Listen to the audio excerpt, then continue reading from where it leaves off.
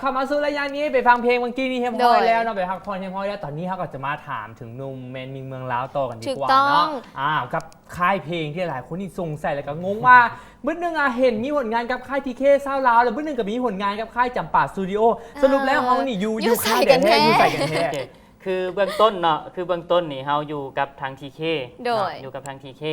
แล้วหลังจากที่เขาปล่อยผลงานเพลงออกไปเนาะผลงานเพลงทำอิฐนี่ก็ถือว่ายังบ่ได้รับความนิยมเนาะผลงานเพลงที่2ก็ดีขึ้นมาแต่สำหรับผลงานเพลงที่3คือเฮ็ดได้ให้เป็นเขยเนาะสำหรับผลงานเพลงนี้พอเริ่มมีกระแสขึ้นมาก็เลยมีคนหัน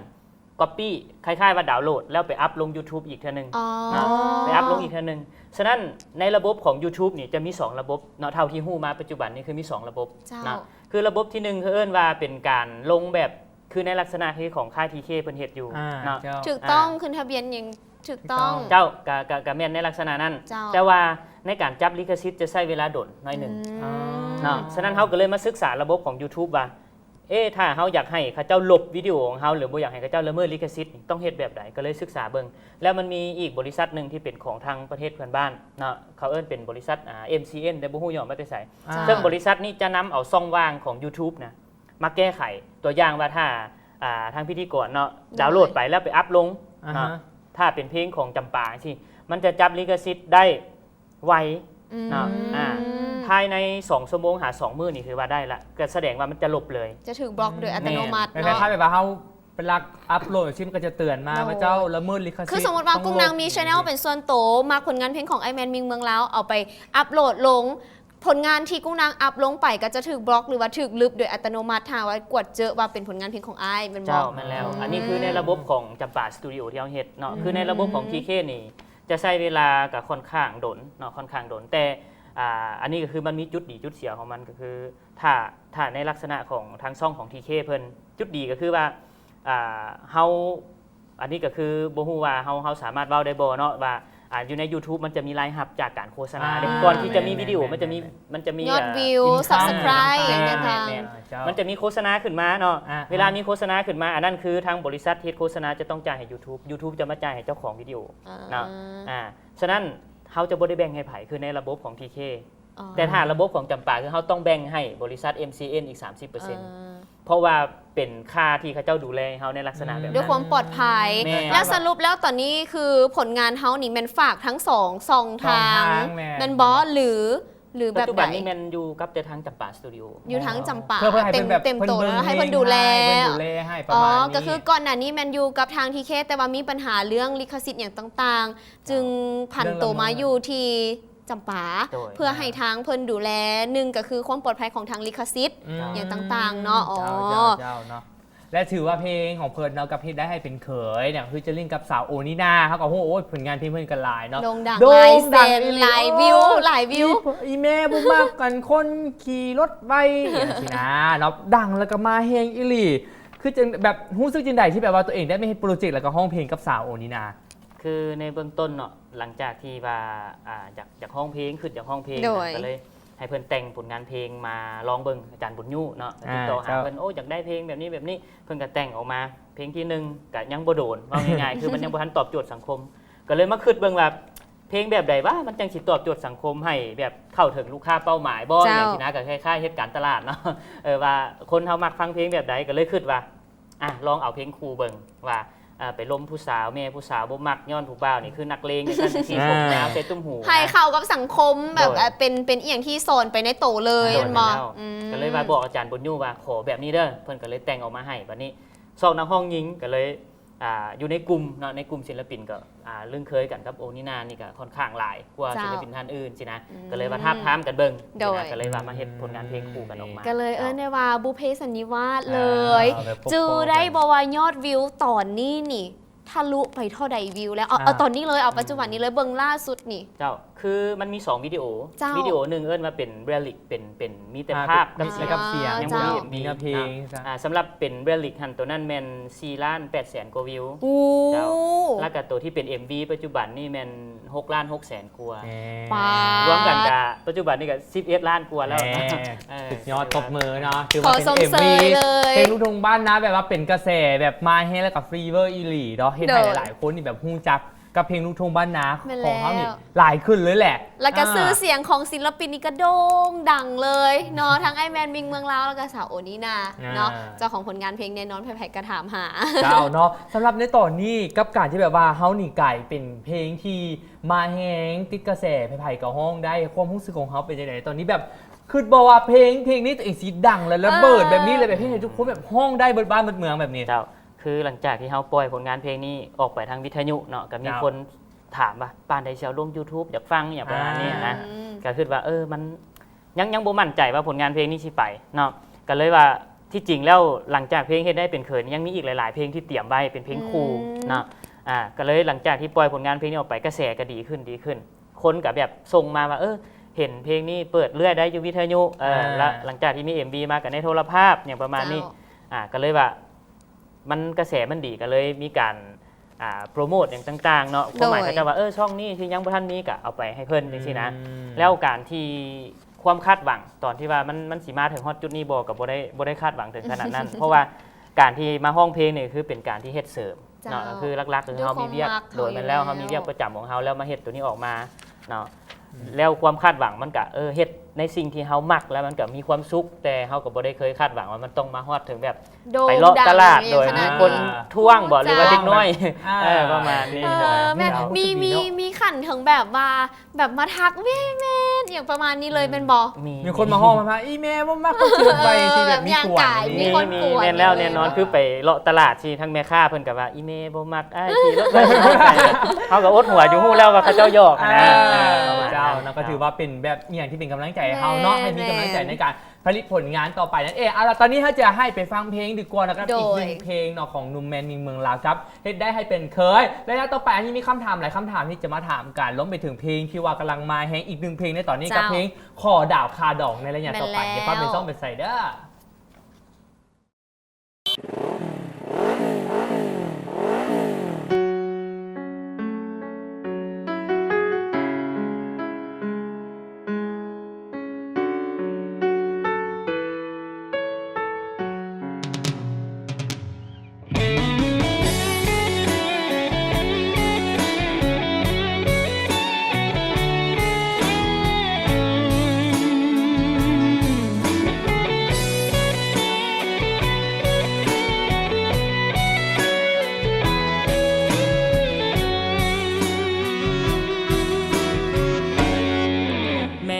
บ่มักอายบ่อนใด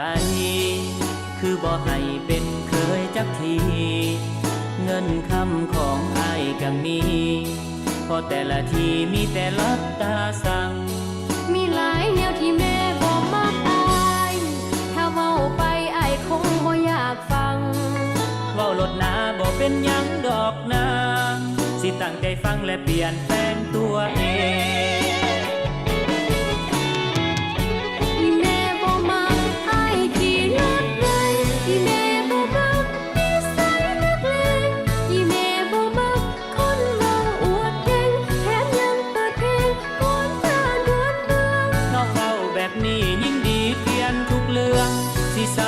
เมืองให้แม่น้องภูมิใจ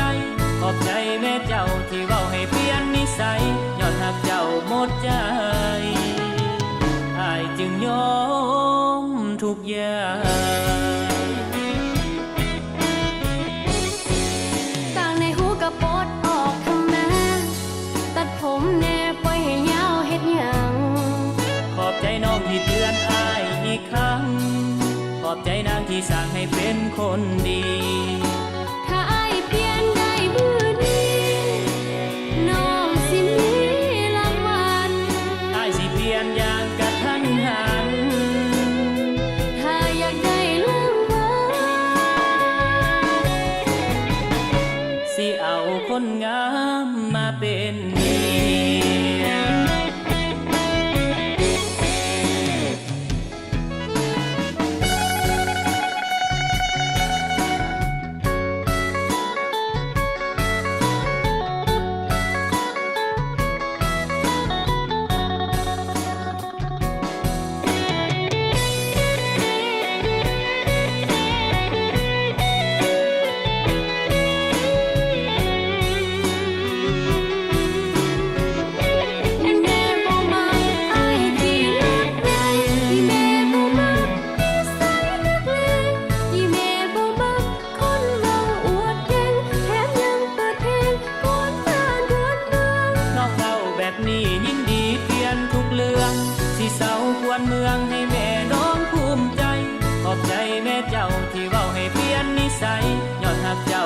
ใจ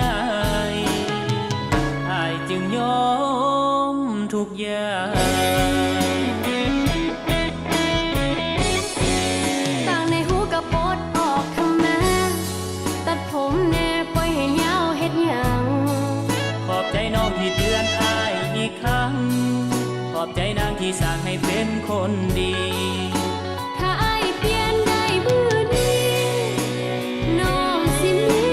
รางวัล อ้ายสิเปลี่ยนอย่างกระทันหัน ถ้าอยากได้รางวัล สิเอาคนงามมาเป็นเมีย แม่นผู้ใดบอก เอาเดี๋ยวว่าสิให้รางวัลเนาะ น้องเสียวดอกให้กันได้ไหมดอกกุหลาบดอกว่า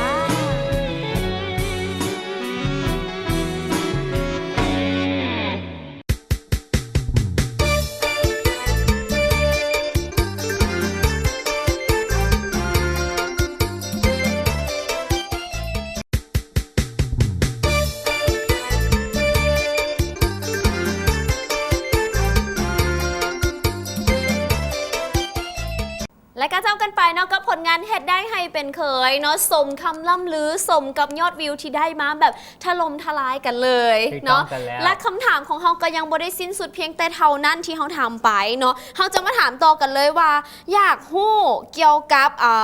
รายได้เพราะว่าเมื่อกี้นี่เห็นอ้ายเพิ่นเว้าเกี่ยวกับรายได้อยู่ใน YouTube แน่นอนยอดวิวก็หลายคนกด Subscribe นี่ก็ต้องเพิ่มขึ้น อยากฮู้ว่าในบทเพลงนี้นี่นะไอ้พอสิบอกได้บอกว่าได้เงินมาจากยอดวิวของตัวนี้นี่พอประมาณเท่าใด ประมาณเท่าใดเนาะ โดย คือถ้าสิลงไปดีเทลแบบรายละเอียดหลายอะนะแบบว่า เจ้า เท่านี้วิวเท่าใดกีบเท่าใดบาทเท่าใดเหรียญอย่างประมาณนี้คือสกุลเงินมันจะเป็นเงินดอลลาร์ เจ้า เนาะสำหรับเพลงที่มีรายรับสูงที่สุดก่อนหน้านี้เนาะอยู่ในซ่องของจำปาคือเฮ็ดได้ให้เป็นเคยเนาะต่อเดือนนี่ผลงานเพลงนี้จะอยู่ประมาณร้อยปลายหา200 เหรียญต่อเดือนเนาะแต่ว่ามันมีหลายวิดีโออยู่ในหัน เจ้า หลายวิดีโอ มันโดยมันก็จะรวมกัน เวลาก็ได้เงินก็อยากได้แหละเนาะ เพราะมันเป็นอีกซองทางหนึงที่ไปเฮ็ดให้เฮาแบบหารายได้หาเงินอย่างได้ประมาณนี้เป็นบอกเพื่อแบบเป็นกำลังใจให้เฮาไว้แบบผลิตผลงานในต่อไป โอ้แต่ก็ถือว่าโบได้ตามเลยนะกูเพราะว่าเป็นระดับเงินเดือนมาตรฐานเลยได้ อ้าวและขอบอกว่ากุ้งนั้นแล้วกับคำกู้กับเฮดชาแนลเนาะขอบอกว่าคนกดไลค์1 คน แล้วก็ซับส ซับ ไค ส ร ไครต์3 คนแล้วก็คือคุณห้องกันบังคับกันซับสไครต์แต่ถือว่าก็เป็นรายได้ที่แบบว่าให้เฮาได้แบบว่ามีกำลังใจมาซาเนาะให้ผลงานออกมานั่นเองเนาะ นั่นแล้ว อ่ะ แล้วก็ผลงานต่อมาแน่ผลงานเพลงเดียวของเพิ่นเน่ นี่กับเพลงนี้ขอดาวคาดอง อืม หลายๆ คนบอกว่าเอาชีวิตจริงตัวเองมาบ่ไปโอ้ลมกับอาจารย์แต่งเพลงแล้วบอกเพิ่นแต่งเพลงนี้ออกมานี่เป็นเท่หรือบอก เพราะว่าซาสังเกตผลงานเพลงอ้ายนี่ส่วนใหญ่กุ้งนางสังเกตแล้วว่าเป็นผลงานเพลงอกหักทั้งหมดเลย เพราะว่าเป็นเพลงเดียวใดถ้าเป็นเพ แม่ ลงเดียวน อกหักเป็นเอีย เป็นอย่าง ชีวิต ถามก่อน ชีวิตเป็นแนวนั้นบอกหรือว่าจะไง กับว่าเป็นแบบนั้นเนาะคือความหมายคือการคิดคอนเซปต์เพลง เจ้า เพลงแต่ละเพลงนี่คือทางข้าพเจ้าเป็นคนคิดคอนเซปต์เองนะแบบว่าเขาอยากได้เพลงแบบนี้กับว่าง่ายๆคือเขาได้เว้าไปในระยะเมื่อกี้นี่ว่าการเฮ็ดเพลงมันก็คือกับการขายสินค้า เจ้า ว่าเขาจิตตอบโจทย์สังคมหรือว่าถ้ามันได้รับความนิยมก็คือว่าสินค้าเขามันได้คุณภาพได้มาตรฐานตอบโจทย์สังคม ก็เลยคิดว่าปัจจุบันนี่เนาะการเรื่องค่าดอกนี่นะเวลาเขาไปเอิ้นว่าขอผู้สาวเนาะ โดย ก็สิมีการแบบว่าจ่ายก่อนเท่านี้แหละ เพิ่นเอิ้นว่าอย่างลามไว้อะนะป่ง5 ล้านบ่ลามไว้10 ล้านบ่อย่างที่นะซึ่งว่าอยู่ในทรัพย์ของทางด้านธุรกิจบ่เพิ่นอาจจะเอิ้นว่าเป็นการดาวเนาะ เป็นดาว เป็นการจ่ายพรนะ จ่ายพรดอกเบี้ยอะไรน้ำหลัง โดย ประมาณนี้เหมือนบอก แต่ว่าทรัพย์ทั้งบ่าวสาวเพิ่นจะเอิ้นเป็นการป่งเท่านี้ ป่งก็ จงไว้เท่านี้นะครับก็เลยคิดว่าเป็นอย่างคือบ่ใส่ชื่อเพลงแบบขอดาวค่าดอกอย่างที่ประมาณนี้ แต่ นะ ฟังง่ายเนาะทุกคนที่แบบว่าบาง แล้วก็ คน รู้สึกว่าเข้าใจง่ายเพราะในยุคนี้มันก็เป็นอหย่างที่แบบทุกคนเข้าใจอยู่แล้วคำว่าดาวเนาะ แล้วสำหรับเพลงนี้แมนทางแมนนิงเมืองลาวนี่เป็นคนแต่งหรือบอกเลยว่าเป็นอาจารย์คนใดแต่งไหม สำหรับผลงานเพลงที่ว่าเฮ็ดผ่านมาก็คือทางอาจารย์บุญยูอาจารย์บุญยูลูกแม่ของเป็นคนแต่งเนาะแต่ว่าโดยที่เฮาเป็นคนบอกเพิ่นว่าเฮาอยากได้เพลงแบบนี้คือเฮาเป็นคนออกคอนเซ็ปต์ของ วาง เพิ่น คอนเซปต์ให้เพื่อนเป็นคนแต่งเนื้อห้องหลักการเรียบเรียงอย่างให้เนาะแล้วทางโตทางนักแสดงดีอันนี้เขาไม่ได้มาจากสายอันนี้เขาเป็นคนคัดเลือกมาเองเลยหรือบอหรือว่าแนวใด ครับสำหรับผลงานเพลงขอดาวค่าดองเนาะนักแสดงนี่หลายๆคนก็สิคุ้นหน้าเพิ่นอยู่ทางโทรภาพแห่งชาติลาวบ่เนาะ คือทางเพิ่นเป็นพระเอกเอ็มวีนะเนาะคือทางจินดาเนาะชื่อเพิ่นชื่อจินดาเพิ่นเคยเป็นนักศึกษาที่ทางข้าพเจ้าสอนประมาณปี2013 2014นี่แหละเนาะเพราะว่านอกจากเฮ็ดห้องเพลงแล้วเป็นอาจารย์สอนภาษาอังกฤษนำนะแล้วบังเอิญว่าจินดานี่รู้จักกันตั้งแต่ประมาณปี2014นั่นแหละ ซึ่งเป็นนักเรียนของเขาเอ โด ง ยเป็นนักเรียนเอาแล้ววันนี้มาเห็นเพิ่นประกาศข่าวก็เลยหน้าตาก็ดีแล้วก็ความสามารถได้ก็เลยลองเอา อันไหนกุ้งเตยผม เพื่อเพลงต่อไป เพลงต่อไปของแมนมิงเมืองเราก็ต้องแมนสีผมขาวสีบอลแบบเห็นสาวในดงบอสิ โอ้แม่น เพราะที่จริงยังมีเพลงหนึ่งได้ที่ยังบ่ทันได้ถ่าย MV ได้ ดิ เน่เขาก็เสยผมทา ฟัง เลย ชื่อเพลงก่อนบ่ ซื้อเพลงอย่างไร ที่มักม่วน โอ้จะแมนถือเอาเท่เอาว่า อันนี้แบบถามความจริงเลยแบบเอาชีวิตกุ้งนางมาเป็นในคีย์มาหมดแต่ว่ายังแบบเนื้อเพลงยังบ่ได้คักเตือกันแมนเอาจากชีวิตกุ้งแมนบอก ไป เรา ตื่นมาบอก เป็นจังซั่นแท้บ่ แมนเวลามีเข้าน้ำมูสิกับแบบว่ามูออกเงินน้ำกันเวลาเพิ่นกันคือติ๊กข้าวเหนียวมาเพิ่นก็บอกว่า เอาพอแล้วเขายังอยู่น้ำนักแสดงจริงเขาดาวคาดองอยู่ เจ้า และสำหรับนักแสดงยิงเดี๋ยวไอาย นักแสดงยิ่งก็คือเป็นเป็นพี่น้องที่เพิ่นก็เป็นผู้ประกาศข่าวคือกันก็เลยว่าเอา2คนนี่แหละเลย การ มา เอาประกาศข่าวพวกกันเนาะ แล้วเรื่องราวสตอรี่ไอายเป็นคนเขียนเองบอหรือว่ามีใครเขียนให้แล้วเนื้อหาของสตอรี่นี่มันสอดคล้องกับบทเพลงบอหรือว่าเขามีการคิดแบบพลิกกับบทอย่างประมาณใดลองเล่าคร่าวๆให้ฟังนี่ คือสำหรับผลงานเพลงขอดาวคาดองเนาะก็คือเป็นทางไอ้ต้นต้นคือทางเจ้าของค่ายทีเคเพิ่นตอนนั้นยังอยู่ทีเคเลยเพิ่นเป็นคนเขียนบทให้จริงครับสำหรับผลงานเพลงคนโกกฮักก่อนหน้านั้นเนาะก็เป็นไอ้ต้นและหลังจากเพลงเฮ็ดได้ให้เป็นไพ่มาก็คือเขาเป็นคนที่กำกับเรื่องการแสดงและการเขียนบทจนมาถึงเรื่องไผ่ใจกระเจ็บเนาะเป็นคนที่เขียนบทประมาณนี้เนาะหลังจากที่เขามาเฮ็ดอยู่ดังจำปาสตูดิโอด้วยทุกอย่างก็คือเขาเป็นคนดีไซน์เป็นคนออกแบบบท โอ้ถือว่าหลายความสามารถทางเบื้องหน้าเบื้องหลังเป็นคนที่แบบดูแลคิดคอนเซปต์สตอรี่อย่างก็เป็นคนคิดออกมาทั้งหมดเลยเนาะแล้วล่าสุดนอกจากที่เป็นศิลปินลาไอแมนบอกว่าเป็นอาจารย์สอนภาษาอังกฤษน้ำและอาชีพรักเวียกประจำของไอเดย์ตอนนี้เฮ็ดอี เป็น ก เรื่อง อ โซ ยู่ นอย่าบอก คือ ดูสปีกอังกฤษ คือหลักๆเนาะเวียกแมนเฮ็ดอยู่โครงการเนาะโครงการเขื่อนไฟฟ้า เจ้า โครงการเขื่อนไฟฟ้าเซเปียนเซน้ำน้อยที่อยู่อัตตปือก็เที่ยวไปเที่ยวมาเนาะอยู่ฝ่ายบริหารบุคลากรเนาะซึ่งภาษาอังกฤษเพิ่นอาจจะเอิ้นเป็น HR เนาะ Human Resource เนาะฝ่ายบริหารบุคลากรถ้าทางหลักเพิ่นสิเอิ้นเป็นจัดตั้งประมาณนี้ อยู่จัดตั้งอยู่จัด บ่อยากได้พนักงานเพิ่มอย่างที่ว่า พนักงานแบกปูนไปโบกเขื่อนอย่างประมาณนี้บอกกุ้งนางได้น้องเราเอาเขียวซ่วม แค่เคียงคู่กันกับการเป็นศิลปินเนาะแต่ก็ถือว่าการแบ่งเวลาอย่างนี้ลงโตแมันบ่ โดย ไอ้มีวิธีจัดสรรเวลาแนวไหนเพราะว่าเห็นไอ้บอกว่าต้องเที่ยวไปเที่ยวมา มันก็บริใกล้กันนะเพียงแต่ก็คือจะให้จังใดแบบมีคอนเสิร์ตมีอย่างอย่างที่จังไหน ถามมาเรื่องเวลาถามมาหลายๆคนก็สิว่าแบ่งเวลาจังใดบางคนก็สิตอบว่าแบ่งจังซั่นจังซี่ที่จริงมันก็เว้าได้อยู่แต่ประเทศแล้วมันยากเนาะตัวจริงก็คือว่าช่วงที่เฮาก่อนหน้านี้นี่แม่นสอนประจำน่ะก่อนหน้านี้คือเว้าง่ายๆคือเฮาประจำอยู่เวียง โดย ห้องการอยู่เวียงแล้วเฮ็ดเวียกแต่ 8 โมงหา 5 โมงเลิก 5 โมงเฮาก็ไปสอนฮอด 8 โมงครึ่งเนาะสอนฮอด 8 โมงครึ่งแล้วหลังจากที่เลิกสอนแล้วก็คือตอนนั้นแม่นเฮ็ดจัดรายการวิทยุอยู่ห้อย5.5นี่ก็เลย เขาสมมติว่าบอก แล้ว24 ชั่วโมงของมื้อนึงคือไอ้ใช้เต็มเลยมันบ่ แล้วเงินค้ำอยู่ไปเก็บอยู่ใส่ว่าเป็นไม้ไห่ทั้งหลังมันไห่ซีมิติเฮานี่ แล้วก็หลังจากที่เป็นประจำเวียกอยู่อัตตปือก็ได้เซาสอนช่วงนี้ก็คือกลับขึ้นมาประจำอยู่เวียงคือเก่าเนาะคิดว่าเทอมสิมานี่ประมาณเดือน8เดือน9นี่ก็สิกลับไปสอนคือเก่าเพราะว่าเมื่อวานนี้เพิ่นกับทั้งอำนวยการเพิ่นก็โทรหาว่าว่างบ่อยากให้มาซอยอย่างเทอมนี่ประมาณนี้ แบบเป็นอ้ายเพิ่นเป็นคนที่แบบว่าใส่ใจทุกอันคือแบบเพิ่นเฮ็ดเวียกเนาะ8 โมงเช้าถึง5 โมงแลงเพิ่นก็บินกลับมาเวียงมาสอนนักเรียนแต่8-5-9แล้วก็บินกลับไปแล้วบัดนี้ บินมาห้องเพลงอยู่ แล้วก็บินมา จัดแม่ไอ้กูตอนนี้คนประจำอยู่เวียงแล้วเนาะแต่คันศิลปินการเป็นศิลปินเฮาก็ต้องเบิ่งตามเวลาแม่นบ่ถ้าหากว่าบ่ต่ำกันกับเวียกประจำเฮาก็จังไปแม่นบ่ เจ้าเนาะเขาถือว่าเฮาก็ได้โอ้ล้มแบบว่ามวนเนาะอยากจะแบบให้สุดท้ายนี้ให้ทางไอแมนมิงเมืองลาวนี่ฝากผลงานดีกว่าเพราะเวลาเฮาใกล้สิหมดละเจ้าท้ายสุดนี้ข้าพเจ้าแมนมิงเมืองลาวก็ต้องขอขอบใจแฟนเพลงเนาะทั่วประเทศบ่ว่าสิเป็น ทั้งภายในและก็ต่างประเทศที่ว่าให้การตอบรับสำหรับผลงานเพลงที่ได้ให้เป็นเคยเนาะปัจจุบันนี้ก็ถือว่ายอดวิวก็หลายแล้วประชันๆแล้วก็ยังผลงานเพลงอีกหลายๆเพลงที่เกี่ยมจะปล่อยออกมาเนาะก็ต้องขอฝากไว้เนาะแล้วก็ทุกท่านนั่นแหละที่ให้การตอบรับเจ้าก็ต้องขอขอบใจหลายๆ เนาะและสำหรับผู้ใดที่ว่าอยากจะติดตามไอแมนมินเมืองแบบส่วนโตเดย์เนาะ Facebook Instagram อย่างต่างๆ ฝากได้เลย เจ้าคือถ้าผู้ใดอยากติดตามเนาะก็อยู่ทางFacebook เนาะทางพิมพ์เข้าไปเลยเป็นภาษาลาวเนาะแมนมิงเมืองลาวเป็นภาษาลาวเนาะแล้วก็อยู่ในทางของYouTube พิมพ์คำว่าจำปาสตูดิโอ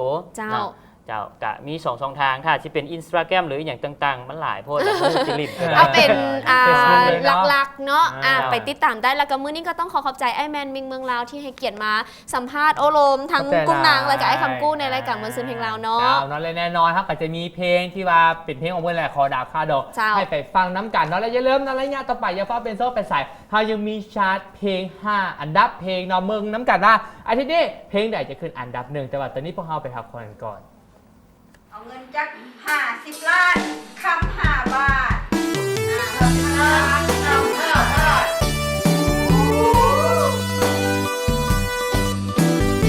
แรงได้เวลา5 ล้านเลยฮะประเด็นก่อน5 ล้าน5 ล้านจะขาดประมูลไปได้10 ล้านแล้วท่านผู้ชมมีปัญญาไปดูเอาเพื่อน แต่ค่าข้าวปุ้นยังฮอด10 ล้านใจคอยสะท้านยานบ่ได้เมียยังบ่รวมค่าเหล้าค่าเบียร์สิได้เมียน้ำเพิ่นอยู่บ่เดี๋ยวนี้แห่งหาเงินยากเศรษฐกิจลำบากแค่น้องคันสิท่าจนค่าดองพอย่านแท้น้อยานผู้สาวเท่าก่อนคันสั่นเอาจังสีสาลาหาวิธีเว้านำพ่อแม่ให้เพิ่นหลุดค่าดองให้แน่ให้ซอยแก้ให้มันถึกบอนเรื่องสินสอดค่าดองให้พ่อแม่น้องออกก่อนแต่งแล้วเอาเงินเดือนผ่อนเขาจึงได้นอนสอนบอนน้ำกัน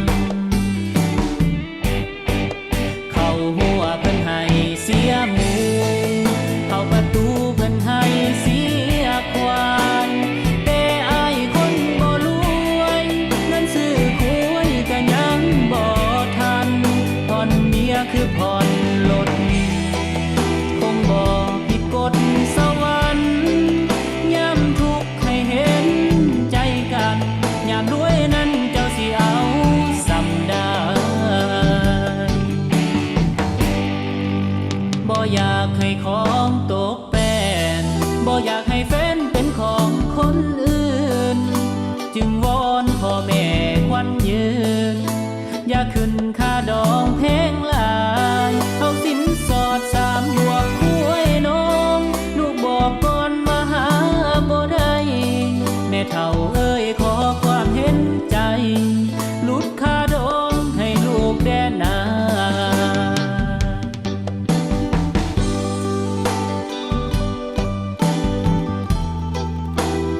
เงินต้องว่า50 ล้านครอบครัวของข่อยหามาแต่งเจ้าบ่ได้ดอก อันนี้เป็นส่วนนอกก็เพลงดีเลยแต่ว่าเจ้าพ่อจะมีทางออกเพลงดีก่อน เอาจังซี่ซะเงิน50 ล้านข่อยขอดาวเอาได้บ่ ฮะ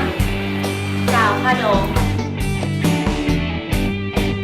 เข้าหัวเพิ่นให้เสียหมูเข้าประตูเพิ่นให้เสียควานแต่อายคนบ่รวยเงินซื้อคุยก็ยังบ่ทันผ่อนเมียคือผ่อนรถคงบ่ผิดกฎสวรรค์ยามทุกข์ให้เห็นใจกันยามรวยนั้นเจ้าสิเอาสำได้บ่อยากให้ของตกแป้นบ่อยากให้แฟ